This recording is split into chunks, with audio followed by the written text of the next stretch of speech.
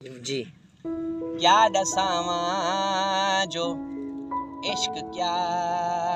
कीते साथ मेरी को बासफा कीते क्या दसावा जो इश्क क्या कीते करके खालिक जहां को दिखलाया करके खालिक जहां को दिखलाया इश्क बढ़िया है मुस्तफा कीते छोड़ के जेड़ा टुर गए तहसीन छोड़ के जेड़ा टुर गए तहसीन वालो आवे भला